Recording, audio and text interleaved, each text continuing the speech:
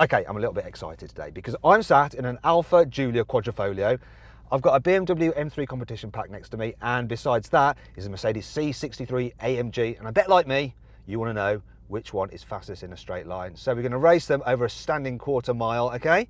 Now, before I do that, I want you to click up there to see if you can guess which of these cars is going to win, the Alfa, the Beamer, or the Merc.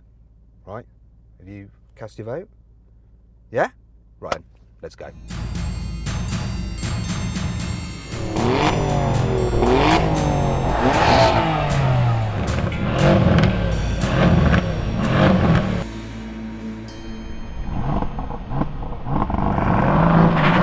Off the line first. Come on, Alfa. Come on. Clear lead ahead of the BMW. This Alfa's pulling away from the pack. Oh yes. An easy victory. Italy beats Germany. So the Alfa was the clear winner. It did the standing quarter in 11.9 seconds. Second was the BMW. It recorded 12.3 seconds. Last was the Merc, which incidentally belongs to carwow's CEO, hence the livery. It did the standing quarter in 12.6 seconds. As well as standing quarter times, I bet you guys want to know about the 0 to 60 time, don't you? Well, this Giulia Quadrifoglio, it's got a 2.9 litre twin turbo V6 with 510 horsepower, 600 newton meters of torque, and it weighs 1,524 kilos. Alfa says it will get to 60 in 3.9 seconds, but will it? Well, to find out if they're telling the truth or not, I've got this GPS-based data logging equipment, and I can measure an accurate 0 to 60 time. So I'm going to pop this car into drive. It has no launch control function. I'm going to put it into its sporty setting, just hold it on the brake, and then go. Off we go. Whoa, that's fast. Wow, that was 60 way back there. Right, I'm just going to pull over. Oh, stop and see what number I've got. Whoa, yes. Okay, so it's saying 0 to 60 in 3.9 seconds dead. Alfa didn't lie. Okay then, I'm going to do exactly the same thing with this Mercedes-AMG C63S. Put my data logger up there. So I've got a 4 litre twin turbo V8 with 510 horsepower, just like the Alfa, 700 newton meters of torque, and it weighs 1,800 kilos. Mercedes says 0 to 60 takes 3.9 seconds. Once again, the same as the Alfa, but will it be? Let's find out. So I'm going to put the car into launch mode. I've got it into race setting. I've got ESP sports handling. Pull at both paddles. Accept yes, I want to race start with the 1. Left foot on brake, floor throttle, let's go.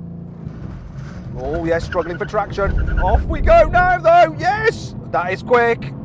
Is it as quick as the Alfa? Well, I'm going to keep going for a bit. Get past 100, because why not? And now I'm going to stop. Let's see what I did. Let's see what I did. Right in. So, 0 to 60, 4.3 seconds. It was struggling for grip. Just turn that off. So finally, we come to the BMW M3 competition pack. I'll just attach my data equipment for one last time. So this car's got a 3 litre twin turbo straight 6 with 450 horsepower, 550 newton meters of torque, and it weighs 1,535 kilos.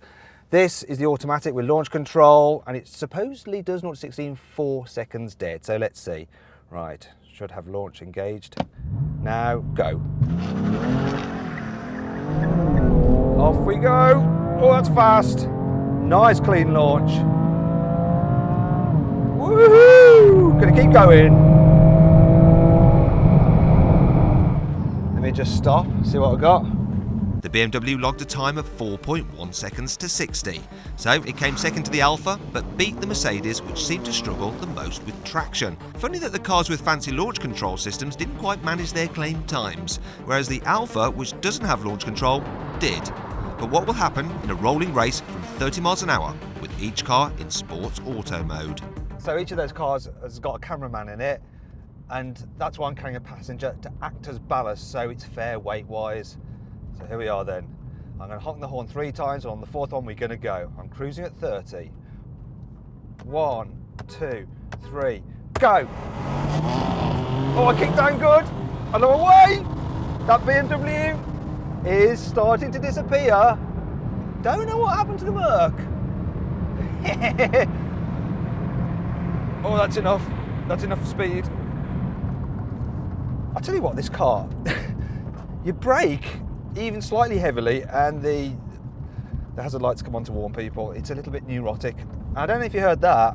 When you go really quick in this car, you get this weird wind noise, about 130 miles an hour, which in theory you should never hear on the road, should you? So when it comes to acceleration, the Alfa is king. But what about braking? So we're traveling at 70 miles an hour, and when we hit that cone, we're all gonna do an ABS emergency stop, see what happens. Here we go! Oh my God, that is so close. But I think, well, let's just have a look. I'm gonna have to get out to judge this.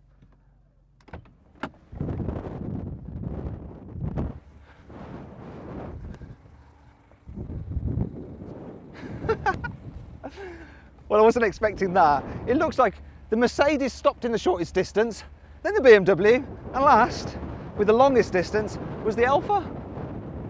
I would have never guessed that. That result was especially surprising because both the Alfa and the BMW are on carbon ceramic brakes, and they're a £6,000 option on each of the cars. And that brings me on to the prices. You see, the BMW, it starts from £59,000, the Alfa £61,000, and the Mercedes C63 S £69,000.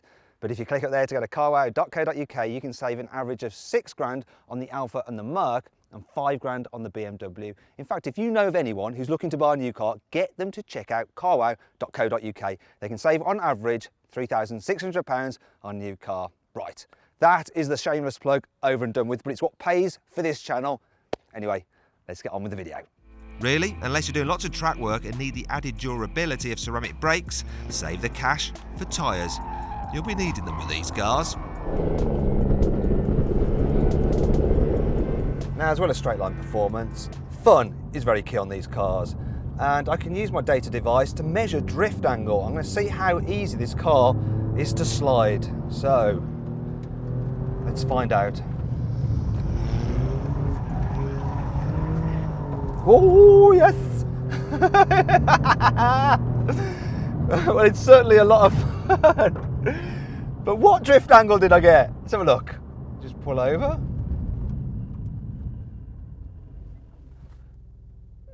30 degrees. It's all right. Felt more fun than the number suggests.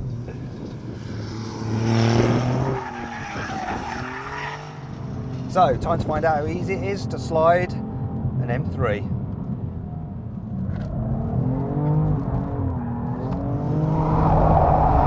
Yeah, that was quite nice. Oh, yeah. Let me just stop here, have a look at the drift angle. 34 degrees. Not the biggest, baddest drifts, none of them, but bit more angle with this.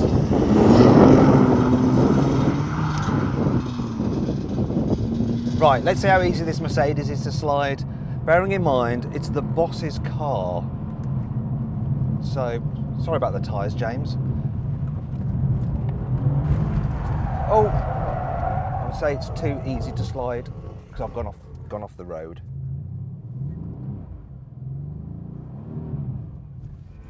I decided to give the Mercedes another go and hoped to stay on the track this time and avoid getting the sack.